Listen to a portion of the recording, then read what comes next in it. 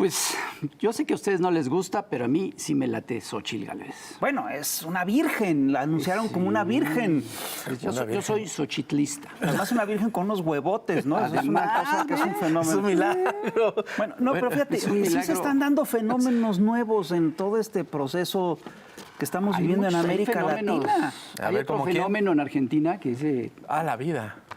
a mí ese, más que gustarme, ya me está dando miedo. Javier Milei. Está más loco que Rappi. Nah, más loco que rapena. Pero, ¿sabes qué? Lo que pasa es que sí hay que explicarse ese fenómeno, hay que explicar qué es lo que está ocurriendo, porque pareciera... ¿Y quién nos puede explicar eso? Bueno, para eso justamente invitamos a un súper experto, una de las voces más lúcidas que hay sobre el tema en América Latina. Brasilio Zuckerman. ¿El de la wea?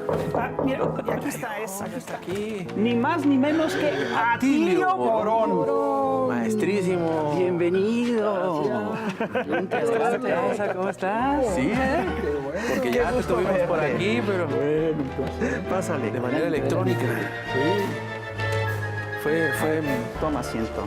Ay, ahora sí ya se va bien. Bienvenido, maestro. Gracias por la invitación. Esta es tu casa. Qué bueno que estás aquí. Porque hay muchas cosas que platicar, creo yo. Sí, ¿no? ¿No? Ahorita estamos en un momento bien interesante porque está empezando esta segunda oleada de gobiernos progresistas Sí. en Latinoamérica que tú has llamado el segundo turno. Segundo turno. El segundo turno. Sí. ¿Cuál es el panorama? Creo que ha habido algunos problemillas para Mira, este segundo turno, ¿no? Es un segundo turno un poco más moderado que el primero, ¿verdad? El contexto mundial es mucho menos favorable que el primero, no es que por el contexto solo, sino que además había tres figuras muy importantes que no están. No está Fidel, no está Chávez, no está Néstor Kirchner. Sin creer que esos son los personajes que hacen la historia solamente por su presencia, pero evidentemente en un contexto favorable, distinto, ellos hicieron una diferencia muy importante. Ahora estamos en presencia de una situación más delicada. La derecha ha aprendido mucho. Se confirma eso, que la derecha tiene un ritmo de aprendizaje más rápido que el nuestro, de la izquierda. Esto me acuerdo, lo dijo Fidel en Chile en el año 1971, cuando hizo la famosa visita, él hizo la advertencia a la militancia de izquierda. Yo vivía en ese momento, estaba exiliado en Chile, y me acuerdo lo que nos impresionó, dice, sepan de que la derecha aprende más rápido que nosotros. Y yo creo que acá esa derecha aprendió, tiene un gran director de orquesta, no grande por sus cosas personales, pero muy poderoso en Washington, ¿verdad? Una derecha que está muy articulada en América Latina con Estados Unidos. La derecha a nivel mundial se ha articulado. Tú ves todas estas fundaciones, la de Aznar y Vargas Llosa y Steve Bannon y todo. Muchísimo dinero, muchos medios de comunicación. Entonces, estos gobiernos que se han relanzado ahora, ¿no es cierto?, desde el triunfo de López Obrador en México. Por eso marcó el inicio de la segunda etapa de este segundo turno.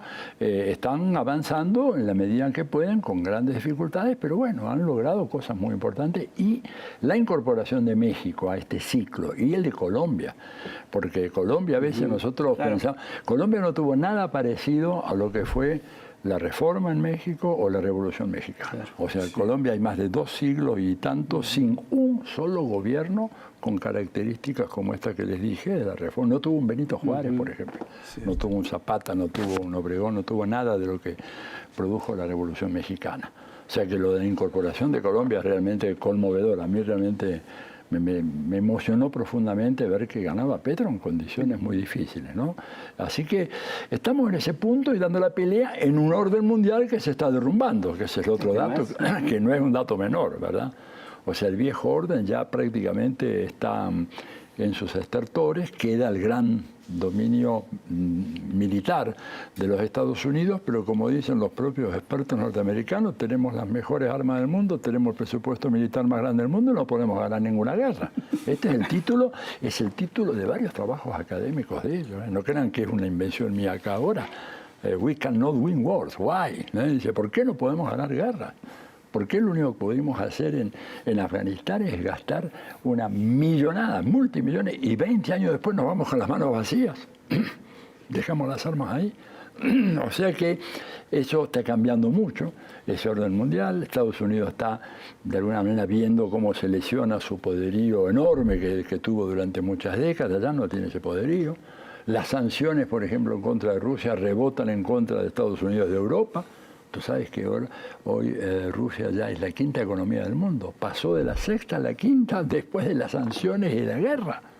Entonces, bueno, y China con la potencia esa fenomenal que tiene, que ha marcado, y la India, ¿verdad?, que es un país del cual se habla muy poco, muy poco entre nosotros en América Latina, no es ignorancia, es que simplemente ni nos damos cuenta la gravitación que tiene y que va a tener cada vez más ese país. Hoy en día, entre China e India, y le sumas algunos otros pocos países más, y ya el poderío de Europa y Estados Unidos mismo ha venido cayéndose muy significativamente. Entonces, estos gobiernos tienen ahora más oportunidades, ¿verdad? Porque es un orden multipolar, que no es que va a nacer, ya nació, ya está aquí, y está mordiendo, ¿eh? Está preocupando al dólar, ¿verdad? Imagínate que, por ejemplo, los países del BRICS inventaron algo que es fatal para Estados Unidos y para el dólar, que es el R5, que no lo han explicado muy bien, pero el R5 le pusieron ese nombre porque la moneda de los 5 países fundadores del BRICS comienza con R: el renminbi chino, el rublo ruso, el real brasileño, el rand sudafricano, y me queda uno, ¿cuál es? ¿De la India? La rupia de la India. El R5, ¿qué quiere decir? Entre nosotros vamos a conversar con nuestras monedas. Y ahora le agregan, a partir del 1 de enero, Arabia Saudita, Emiratos, Irán, Argentina, Egipto y Etiopía. Con lo cual, digamos, todos esos países saliéndose del dólar, más los que ya se habían salido antes, porque, por ejemplo, el comercio entre Japón y Rusia, básicamente de gas y electricidad y petróleo, se hace con intercambio de monedas locales. Esto habla de un Estados Unidos que está viendo que su símbolo, el dólar, está realmente en una caída muy fuerte. ¿Pero el próximo presidente de Argentina va a dolarizar la economía? No, eso pretende, pero este es un delirante. Mira, ese solamente puede entenderse por el hecho de que justamente este segundo turno, en el caso argentino, ha sido inmoderadamente moderado. Es lo que yo sé, inmoderadamente moderado. O excesivamente moderado. Desmesuradamente moderado. ¿verdad? ¿Esta moderación en qué consiste? Y en el hecho que, por ejemplo, se habla en la Argentina, mira, cuando tú hablas de la Argentina, la palabra que más sale en los medios es inflación. Bueno, la palabra inflación es un engaño, porque lo que hay es realmente aumento sostenido de precios. Y ese aumento sostenido de precios no lo decide el Altísimo, el Espíritu Santo, lo deciden los 25 grandes formadores de precios que tiene la economía argentina, a los cuales, sí, claro, digo, incluso en México, cuando tú ves, digamos, no todos forman los precios en México, hay un conglomerado, ¿verdad? Bueno, en la Argentina se ha identificado 25, a los cuales el gobierno lo ha tocado con un guante de seda. A ver si pueden pagar impuestos, háganos por un favorcito, porque realmente necesitamos, y allá son realmente muy salvajes, brutales. Dijeron, no pagamos, se resistieron, hubo que sacar una ley especial. Demoraron la ley 1 año en el Congreso porque te compran a los diputados, a los senadores, a los jueces, a los periodistas, digamos, entonces el clima de opinión. Y Alberto Fernández es un presidente que prefiere gobernar. ¿Te das cuenta? Si tú le dices, ven todos los días al Chamuco a conversar, en lugar de gobernar, viene encantado la vida, lo tienes acá.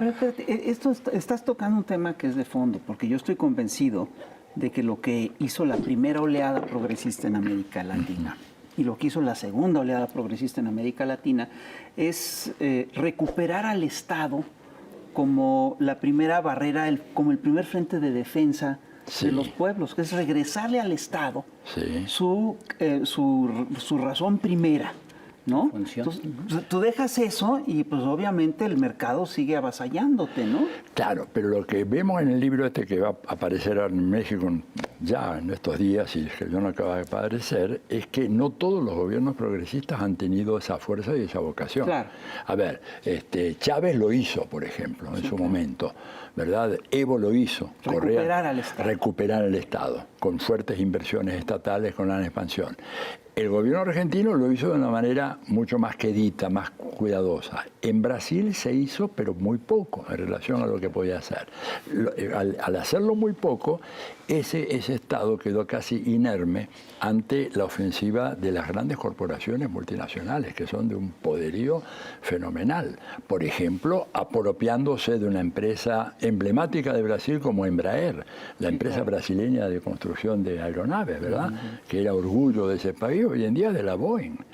Y a la compañía petrolera Petrobras, digamos, la fragmentaron, hicieron un poco el modelo acá, pero mucho más, lo que se hizo con Pemex, pero mucho más a fondo, allá en Brasil, te das cuenta, o sea, el Estado ahí no tuvo la consistencia como para hacer una defensa muy fuerte. Se focalizó en algunas cosas, creyeron que combatiendo a la pobreza extrema era suficiente, y eso hay que aplaudirlo, eso es muy importante, pero no es suficiente. Había que hacer otras cosas, ¿no es cierto?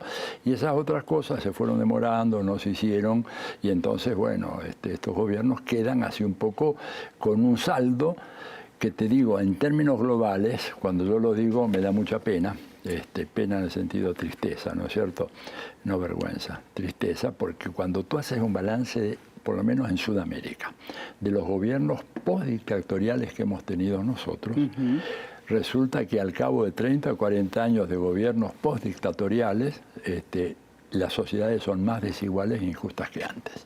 Entonces, esto a mí me produce, te das cuenta, una mezcla de furor, una violencia que trato de canalizar, digamos, de la manera de ponerme a escribir y a tiktokear como loco, porque me dan ganas, digo, ¿cómo es posible? Claro. ¿Cómo es posible? Por eso me resisto a decir las democracias aquellas, digo, regímenes postdictatoriales, es más ajustado.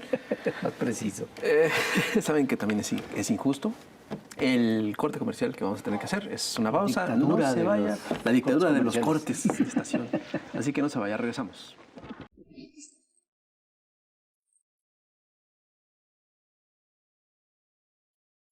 Querido lectorado, hablando de la representación de las mujeres, una buena.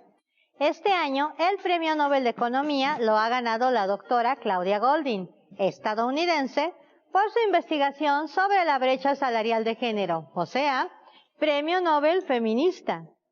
Y sí que es una buena noticia, pues la académica ha dedicado décadas de investigación a la actividad económica de las mujeres de varios siglos, así como la percepción social sobre dicha actividad, que de igual manera ha presentado cambios a lo largo del tiempo.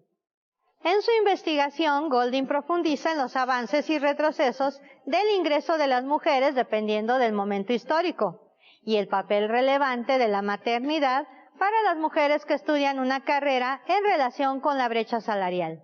La Premio Nobel destaca que el invento de la píldora anticonceptiva permitió a las mujeres del siglo XX planear sus carreras y decidir cuándo ser madres. Sin embargo, con todo y el revolucionario avance e impacto de la píldora, la brecha salarial no desapareció.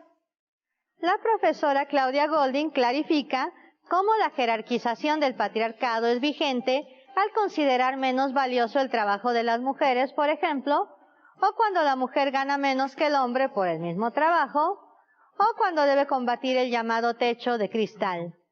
Su libro más reciente, Carrera y Familia, el largo viaje de un siglo de las mujeres hacia la equidad, aborda precisamente la inequidad social que emana de nacer mujer u hombre, con las dificultades que enfrenta una profesionista en la casa y en el trabajo cuando decide ser madre. Este premio es altamente significativo, pues el feminismo está impulsando el tema del trabajo no remunerado, el de crianza y cuidado, que es parte de esta brecha. Y tenemos que hablar de las otras, como la alimentaria o la educativa, que están normalizadas en nuestras patriarcales sociedades. Hay que darle un Nobel al Nobel por cerrar la brecha del Nobel.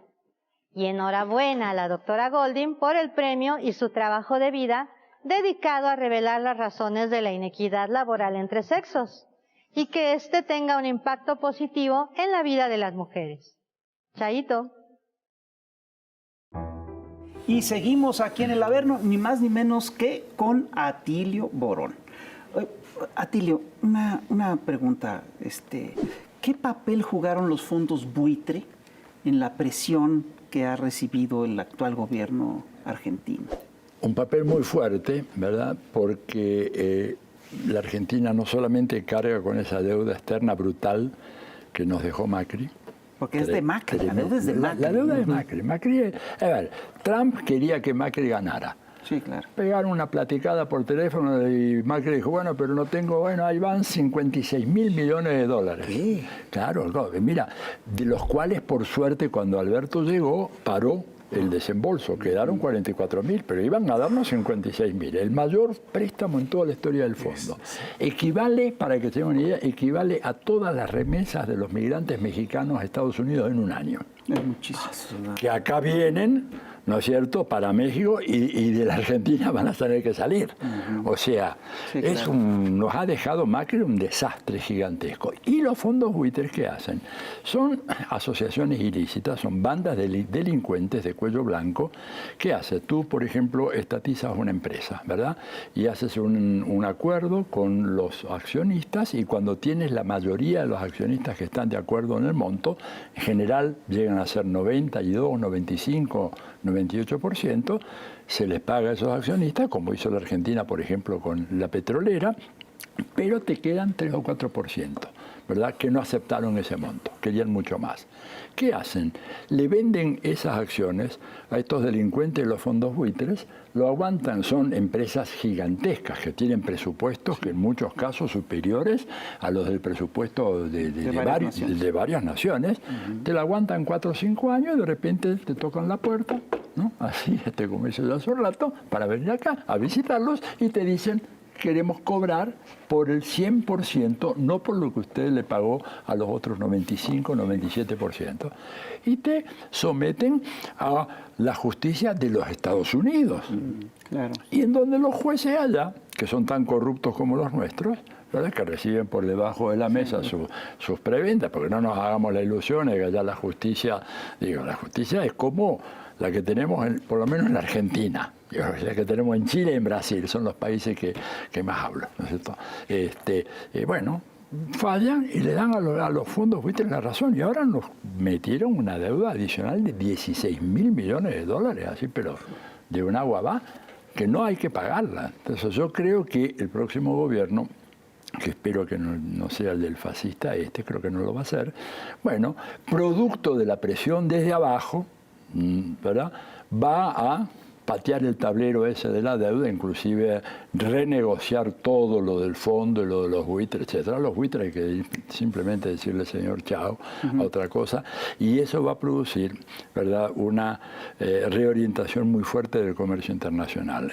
No porque sea Argentina, sino por el volumen de lo que nos metió el fondo, que es una cosa absolutamente que no tiene. Además lo hizo el fondo sin respetar ninguna de las reglas que el fondo tiene para otorgar un préstamo así, ¿verdad? Entonces me parece que esto va a originar una radicalización en el marco de este nuevo orden internacional emergente que te abre ahora sí posibilidades mayores que las que teníamos antes. Oye, Tilio, y ahora, con el panorama que se ve, ¿hay alguna otra figura que esté emergiendo que haya tiro contra este monstruo Javier Milei? Mira, Miriam Bregman. Tenemos una izquierda muy minoritaria, básicamente trotskista, ¿no es cierto? A mi manera de ver, que tiene algunos problemas muy serios para entender el fenómeno del imperialismo, lo cual la lleva a criticar tanto a Maduro, ¿no es cierto?, y a Díaz-Canel, como a criticar a un gobierno de extrema derecha. O sea, esto habla de una distorsión total y además sin propuestas concretas, porque en un contexto como este, cuando tú tienes 42% de pobreza y 55% de pobreza infantil, una izquierda sensata tendría que capitalizar eso. Y no lo capitaliza porque tiene fórmulas retóricas, ¿verdad? Estamos de acuerdo que es bueno un gobierno de los trabajadores, pero tú no puedes seriamente decir que vas a enfrentar al tema de la inflación simplemente con un gobierno de trabajadores, ¿qué más vas a hacer? ¿Qué van a hacer los trabajadores? ¿Cuáles son los instrumentos? ¿Cuáles son los dispositivos? ¿Cuáles son los mecanismos con los cuales tú vas a...? Entonces, esa izquierda no ha capitalizado. Luego tenés 3 candidatos de derecha, ¿verdad? Podemos hacer un símil que sería el siguiente. Suponte que yo estoy en mi casa y golpean la puerta, entran 3 bandidos, ¿verdad? Uno de los bandidos es Milei. Y dice, a ver tú, hijo de tal por cual, tú eres un canalla y mereces la muerte. Y ya está apuntándome, ¿no?, con una escopeta para desparramarme directamente. Y la señora Bullrich dice, no, un momentito, este cabrón es tan malo, tan sinvergüenza, que no merece una muerte así, tiene que sufrir. Déjame que yo le voy dando, claro, yo le voy dando de a poco para que se le vayan pudriendo los intestinos, el estómago y mueran. 2 semanas lo tenemos muertito, ¿verdad? Y aparece Massa, ¿no es cierto?, el tercer bandido, dice, oye, déjalo, esto ni vale la pena, vamos a pensar otras cosas nosotros, y por ahí, dale algo para que ya no joda más, en el fondo, eso es lo que se... Esta es la diferencia. Entonces, ¿a quién vas a votar tú? Pues sí. ¿Quién te queda? Te queda Massa. Y no porque él sea el Che Guevara o Fidel, es porque el que no viene a matarte. ¿Te das cuenta? Okay, pero aquí el tema de fondo es que en esta segunda oleada progresista en América Latina hay un actor nuevo, que es el nuevo fascismo. El nuevo fascismo, sí, claro. Yo te diría que es en América Latina y en Europa. No nos olvidemos nuestra vieja tradición colonial. Si los europeos lo hacen, debe ser bueno. Entonces, tráiganse aquí al fascista. A ver, oye, mira. Y hay un problema muy serio, ¿no es cierto? Realmente el impacto internacional ha sido muy grande. Las falencias de los gobiernos progresistas han contribuido a alimentar estos monstruos. A ver, cuando tú eres una persona que no tienes trabajo, estás precarizado, no tienes vivienda, estás en un tugurio, etcétera, y los 3 candidatos que más o menos tienen chance de ganar, básicamente te dice que vamos a tratar de mejorar, etcétera. Y aparece un energúmeno gritando, no, son todos unos hijos de tal por cual, y voy a venir con una motosierra y voy a detonar el Banco Central y voy a hacer otro porque el sistema y la casta es una porquería, son todos cómplices. Y tú no tienes educación política, que es algo que ningún gobierno progresista ha hecho. No sé cómo es el caso de México, porque no lo he estudiado. Pero los gobiernos, digamos, allá en Argentina, Brasil, en Uruguay y en Chile, en materia de educación política, 0. No la tomaron, no la consideraron. Entonces, ese señor o esa señora que están desesperados, que no tienen nada, que no tienen horizonte, les parece que es el antisistema, cuando en realidad Milei representa el capitalismo en su forma más primitiva y brutal. Es el núcleo más duro. El núcleo más duro, más salvaje. El tipo que te dice, bueno, si eres pobre, oye, viejo, vende un órgano, tiene 2 pulmones, vende 1, tiene 2 riñones, vende 1. Lo ha dicho, ¿eh? Sí, sí. Y además ha hecho una reivindicación de la dictadura militar, ha negado el genocidio. El hombre es lo peor, pero bueno, pero es el que aparece ahí como el... Pero eso lo explica, o sea, el hartazgo o la desesperación por las opciones fallidas, ¿explica algo así? Y en buena medida, ¿no es cierto? Y bueno, además el tono, digamos, tan moderado, excesivamente moderado de los otros, ¿verdad? Es un payaso, pues. Sí, pero bueno, oye, les cuento no es una anécdota, es un pedazo real de la historia de Alemania. Cuando Hitler es desmovilizado como cabo, ¿verdad?, y quería ganarse la vida pintando. ¿Sí? No monos, como haces tú también, pero dibuja acuarelas. Sí, claro. No eran buenas, pero el tipo iba a venderlas por las noches en las tabernas de Múnich, ¿no es cierto? No vendía mucho, entonces hacía apuestas con los parroquianos, ya todos recontra borrachos, ¿no es cierto?, ahí diciéndole a ver quién le acertaba un escupitajo en la cara a una distancia de 1 metro, 1,5 metros. Y acá se paraba el bueno de don Adolfo con sus cuadritos, venían los borrachos y le apuntaban, y si no le daban, tenían que darle un marco de aquello que no valía nada, ¿no es cierto? Pero entre uno y otro empezaba discurso con los judíos y los comunistas y los homosexuales y los gitanos y están hundiendo la nación alemana, jajaja, todos los barras. Imagínate la escena peor que Plaza Garibaldi en los momentos más tétricos, mucho peor todavía, peor. Yo he estado en una de esas cosas en Múnich, te digo que le empatan a la Garibaldi. No, los alemanes cuando se emborrachan. Y nadie lo tomaba en serio, payaso, ridículo.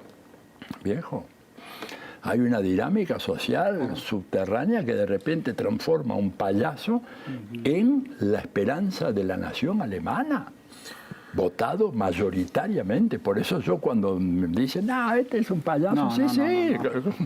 Mira, el otro payaso, Zelensky. Sí, claro. Era un payaso corrupto, además denunciado por la prensa europea. Yo tengo ahí una editorial que decía, bienvenido, del Guardian, el diario inglés, si va a Ucrania, bienvenido al país más corrupto de Europa. Y ponían la foto de Zelensky.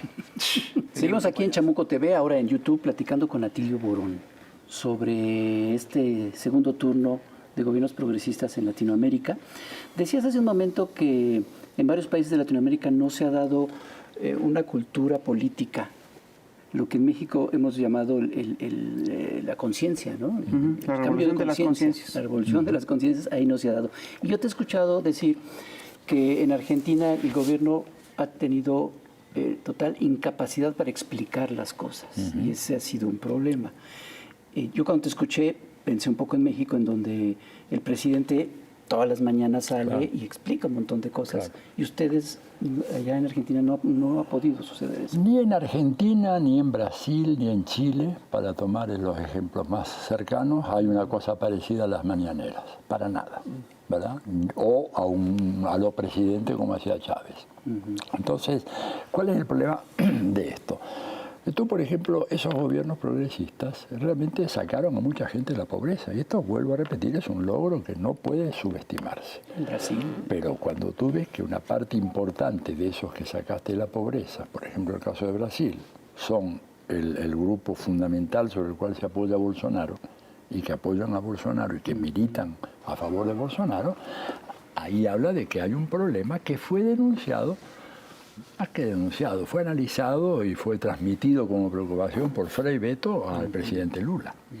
Entonces, ustedes recuerdan que cuando Lula comienza su mandato, crea el programa Hambre Cero y lo pone a Beto, ¿verdad?, como el director de ese programa. Al cabo de un año, Beto le dice a Lula, oiga, presidente, estamos con un problema.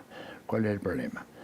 Es que no basta solo con darle arroz, frijoles, pollo a la gente, ¿no es cierto? Necesitamos darle educación, eso, concientización, tú decías, un poco hablando por lo de Paulo Freire, ¿no es cierto?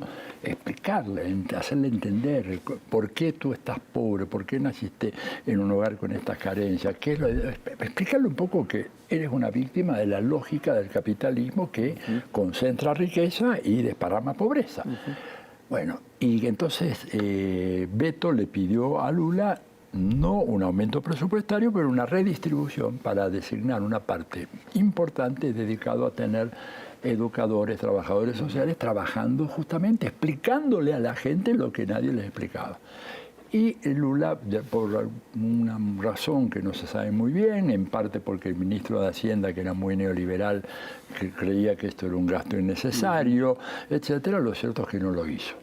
El resultado lo recogiste pocos años más tarde, cuando estos sectores, ¿verdad?, de repente dejan de sentir lealtad para con el gobierno de Lula y apoyan a Bolsonaro. Y lo mismo le pasó a Evo en Bolivia. Claro. Lo mismo le pasó a Evo en Bolivia. Este es un tema que Álvaro García Linera, que es un gran estudioso, lo ha examinado muy bien.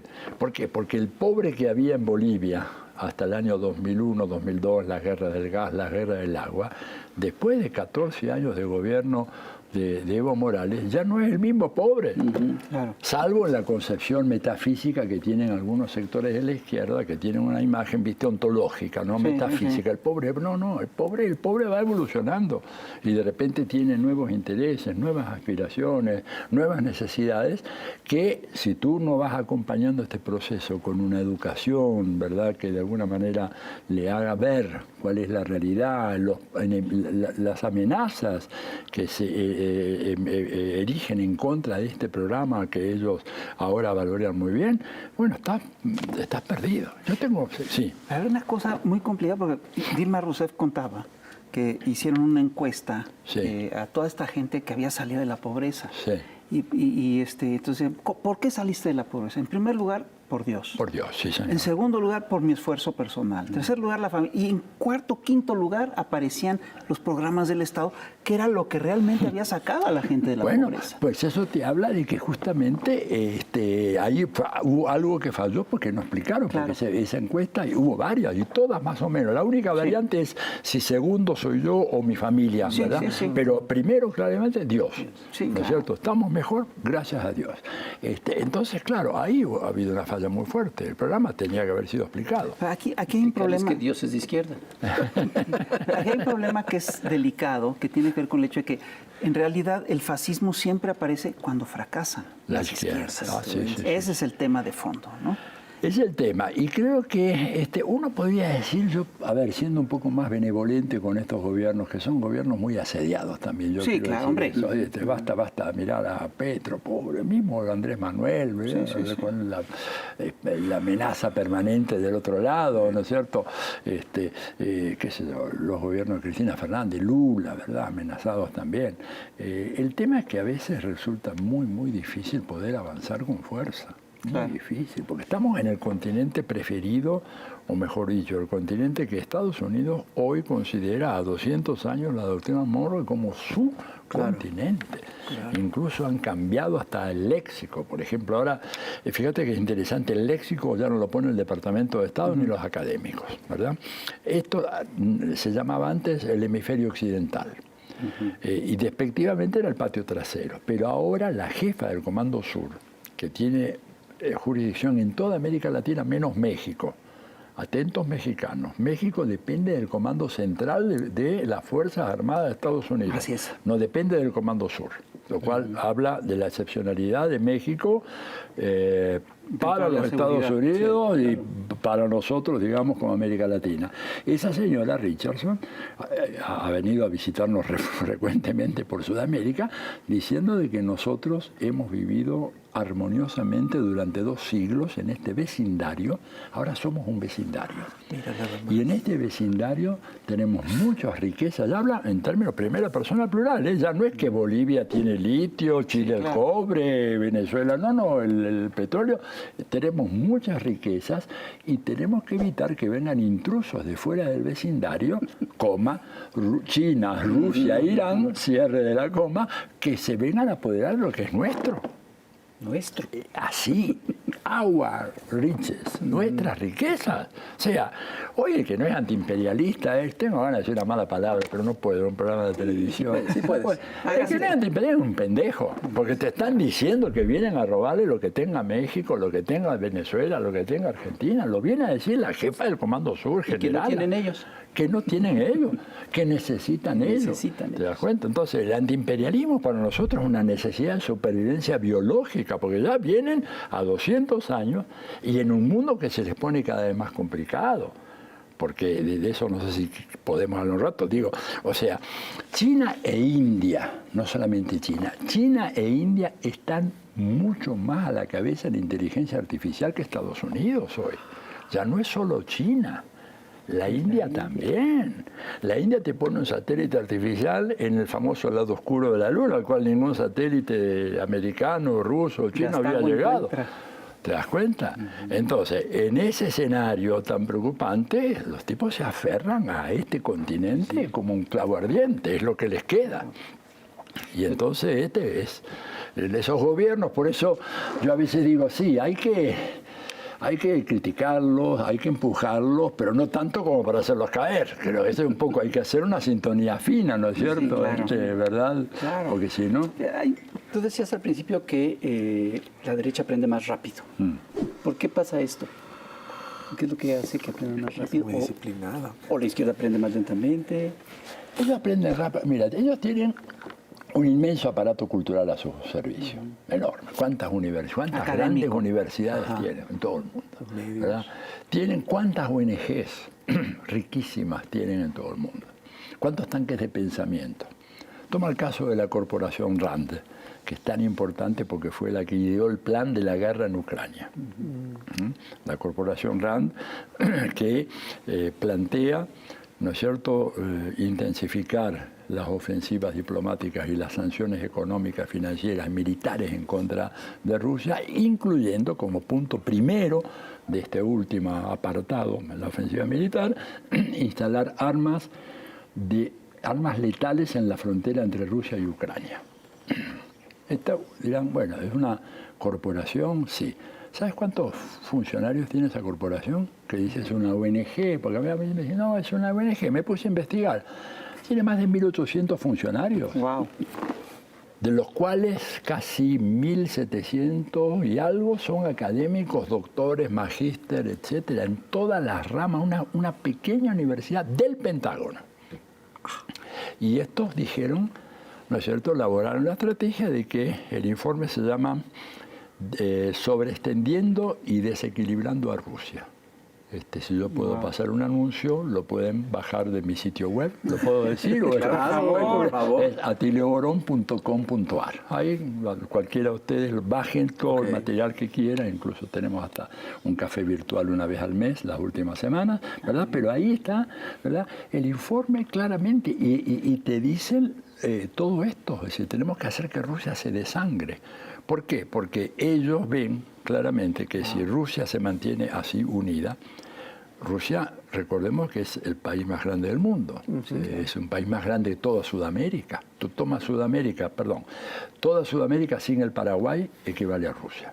O sea que es enorme, enorme. Y entonces, ellos, ¿qué dicen? Sobre la base de un informe anterior que había escrito este señor Paul Wolfowitz, que fue el segundo de Dick Cheney y de la gente ahí del gobierno de George Bush, que cuando cayó la Unión Soviética dijo, bueno, un momentito, nada de andar celebrando con champañazos ni nada, porque aun cuando haya renunciado al comunismo, Rusia sigue siendo un país muy poderoso y muy rico y por lo tanto va a ser un obstáculo a cualquier iniciativa que Estados Unidos quiera adoptar en Eurasia. Y tenemos que ver la manera de limitar, digamos, eso ya empezó en el año 1992. Y en el 2019, o sea, casi 30 años después, la RAND aparece ya con este informe, una parte pequeña se filtra y se consigue ahí en internet, ahí la leí yo, ¿verdad?, en donde dicen realmente el primer punto del capítulo militar es instalar armas ofensivas en la frontera entre Rusia y Ucrania. Y por eso algunos profesores americanos, gente la más seria, por ejemplo, Merkheimer, ¿no es cierto?, John Merkheimer, que es un realista de la Escuela de Chicago, un hombre muy mayor ya, o Jeffrey Sachs, que es de otra generación, que está trabajando mucho el tema de los programas de Estados Unidos, esto de ayuda, que dice terminan invariablemente en guerras, eso lo dice Sachs, están realmente diciendo que acá lo que ha habido ha sido una provocación hecha por nosotros para que Rusia entrara en Ucrania, no nos importó nada lo que pase con los ucranianos y hemos contado con gobiernos cómplices en Europa que permitieron que se libre una guerra ahí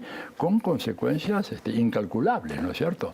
Porque estamos al borde de un intercambio nuclear, que si se llega a producir, bueno, se acaba esto. Y sí, seguramente. Oye, Atili, regresando un poquito a esta parte del planeta, ¿cómo ven, qué tan lejano ven se ve en Argentina-México?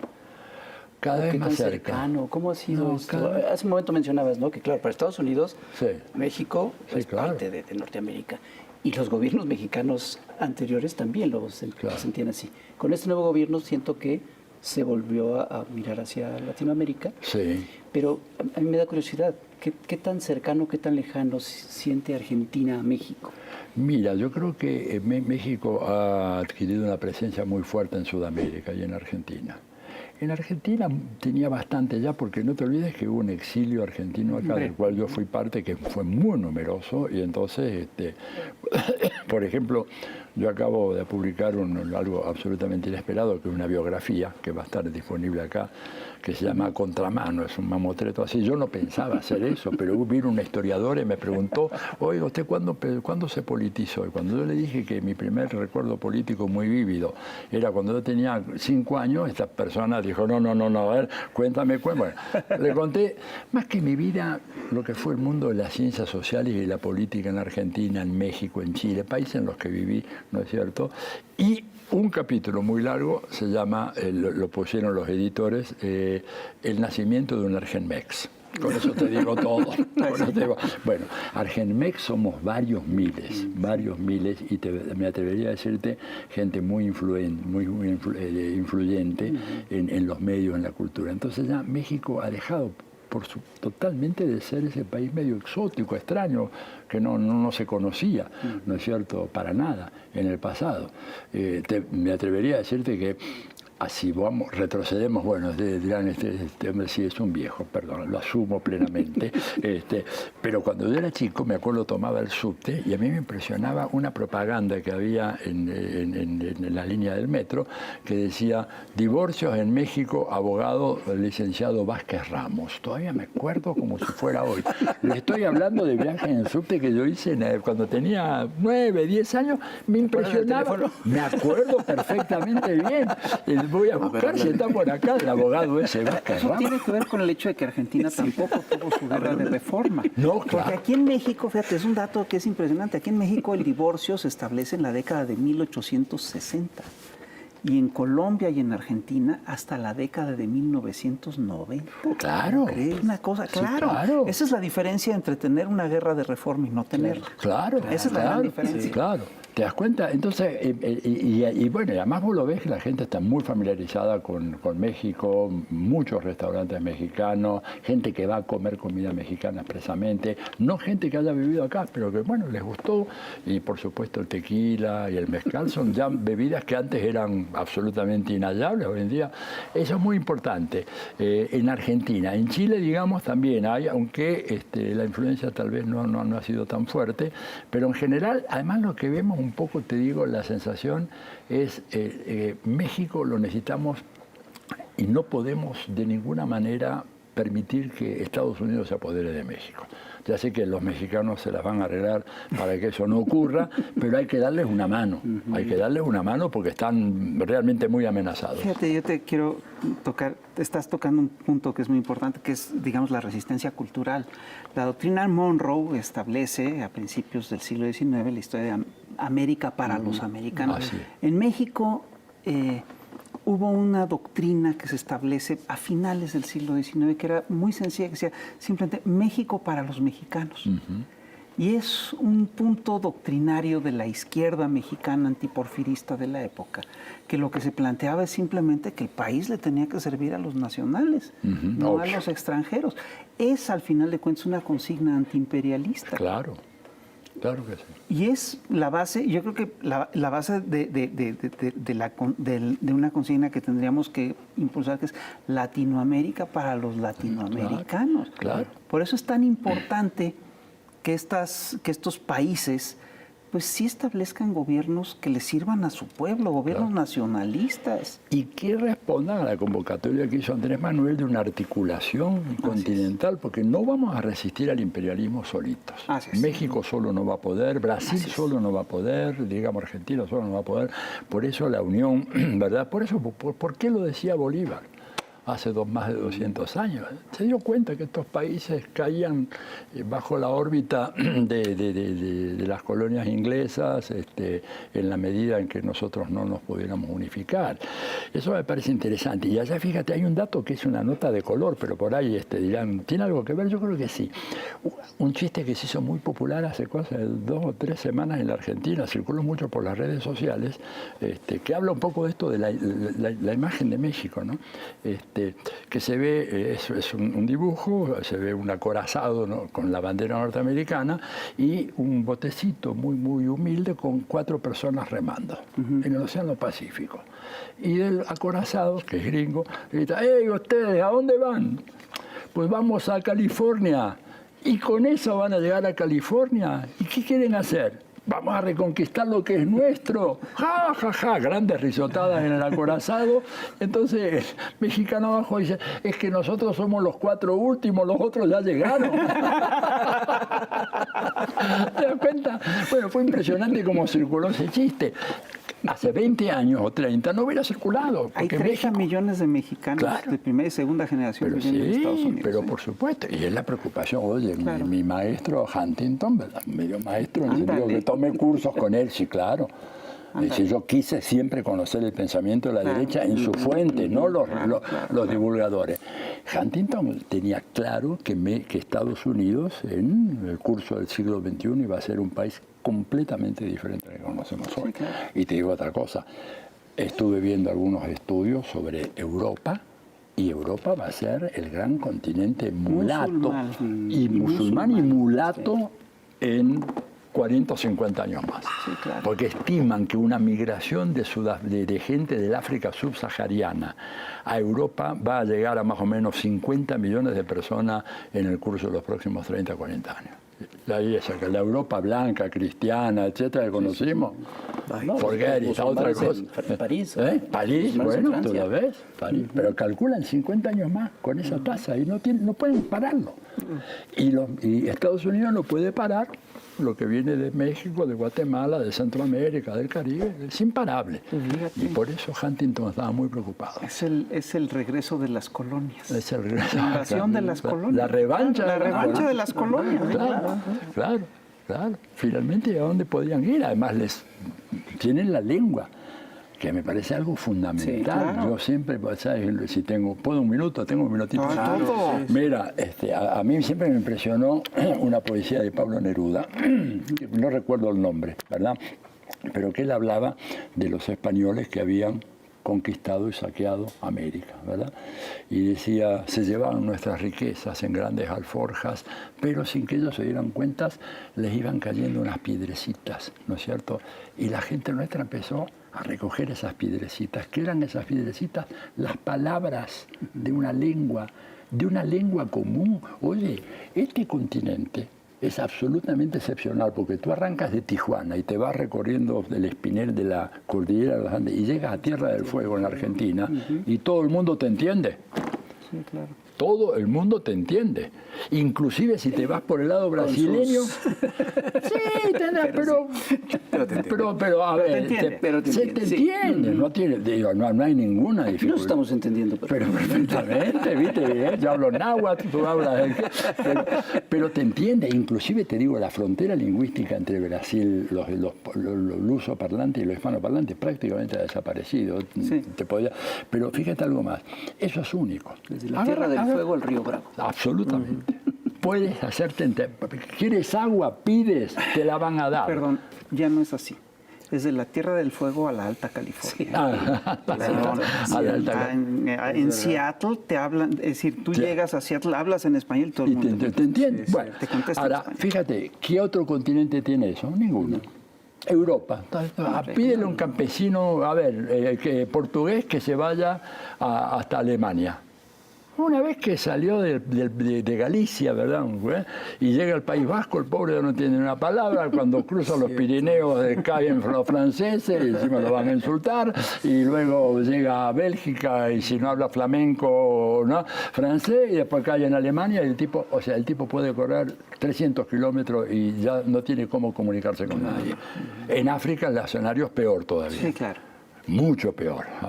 En la India, estuve los otros días en un diálogo muy largo con un amigo indio que estuvo allá en la Argentina. Y yo le conté, yo estuve en la India hace ya muchos años, le conté cómo estaban las cosas, etcétera. Y dije, a ver, mostrame una rupia. Tenemos una rupia, quiero verla. Me la mostró. Y la rupia estaba la denominación de la rupia en números arábigos y 17 lenguas más. 16 lenguas autóctonas de la India y inglés arriba como para los turistas o para el business, lo que sea. Pero, tenemos un país como la India, que ya tiene más población que la China, con billetes escritos en 16 lenguas, cada una de las cuales hablada por 30, 40, 50, 60 millones de personas. Imagínate las películas subtituladas. Claro. Eso, mecha. 16. Digo, y esa gente va de una región a la otra, ¿no es cierto? Se va del sur, de Benares, y se va al norte, a Calcuta, algo así. No se entienden, o por algunas palabras, digamos. Es todo un... Pero en cambio nosotros tenemos esa ventaja extraordinaria. Es maravillosa, por eso la convocatoria a la unidad latinoamericana es tan firme y es tan oportuna, y es bueno que México la impulse, porque es el país que la puede impulsar hoy por hoy. No la puede impulsar Brasil, ni Argentina, ni Colombia, la tiene que hacer México, y de hecho el presidente parece que está sintonizado con esa onda, y a mí me parece realmente extraordinario potenciar todo eso. Oye, hace un momento decías, hablando de Argentina y de Milei, que tú creías que no iba él a ser el próximo presidente. ¿De dónde sale esa confianza y qué crees que vaya a pasar en los próximos días? Tenemos el 22 de octubre hay la primera vuelta. Es una elección allá a 2 turnos. Mi impresión, por lo que yo estoy viendo de los encuestadores más serios, es que Milei va a ganar, pero no lo suficiente como para evitar ir a un balotaje, ¿verdad? Es más, se están acortando las distancias entre Milei y Massa. Yo creo que jugado el partido del balotaje, de la primera vuelta, luego se juega un partido diferente 3 semanas después. Y en ese partido diferente 3 semanas después me parece que Milei va a tener enormes dificultades en poder llegar a construir una mayoría absoluta. A Milei hay que hacerlo hablar. Yo lo he dicho a los amigos del gobierno, háganlo hablar, denle micrófono. Cuanto más habla, más se va a hundir, ¿no es cierto?, el hombre. Y va a tener que hacer un debate con Massa. Y Massa, sin ser una lumbrera, pero es un tipo que tiene un cierto manejo, y creo que en el debate puede realmente acorralarlo bastante. Claro, queda la pregunta, ¿cuánto incide el debate en la conformación de las preferencias políticos electorales, ¿no es cierto? Yo digo, quiero creer además que mi país no se va a querer suicidar, ¿verdad? Porque votar a ese personaje que te va a cerrar el hospital público, la universidad pública, las escuelas, que quiere imponer el modelo de voucher educativo, ¿verdad? Voucher educativo, nosotros tenemos pueblos en donde hay una sola escuela pública, porque viven 2.000 personas en ese pueblo, o 3.000, como algunas de las escuelas rurales que hay acá en México. ¿Qué voucher le vas a dar al campesino que está ahí en la sierra, en Chihuahua, para que elija las 3 o 4 escuelas más importantes si hay una sola escuela, y es la escuela del público, ¿no? Así que yo creo en eso, tengo esa cierta confianza. No, pues a mí me parece terrible que ya se acabó el programa, pero la verdad muy agradecido, su maestro Atilio. No, por favor. Muy buen programa, muy ilustrativo. El agradecido soy yo, la verdad que no, para mí vuelvas a venir y pues a seguirte en las redes, porque eres muy activo y eres muy didáctico y muy chistoso. Ahí en atilioborón.com.ar, no se olvide. Y todo lo que hay ahí lo pueden descargar, ¿no? Porque hay libros que todavía no están, pero están ahí y se pueden descargar. Les agradezco Qué mucho. maravilla. Pues léanlo, señoras y señores, es un gran divulgador de lo que pasa en América Latina. Muchas gracias, maestro, en verdad. El agradecido soy yo. Cuídense mucho, nos vemos a la próxima, ya lo sabe. Chamuco, Chamuco TV, Chamuco Revista, y usted también es un chamuco. Cuídense, nos vemos, bye.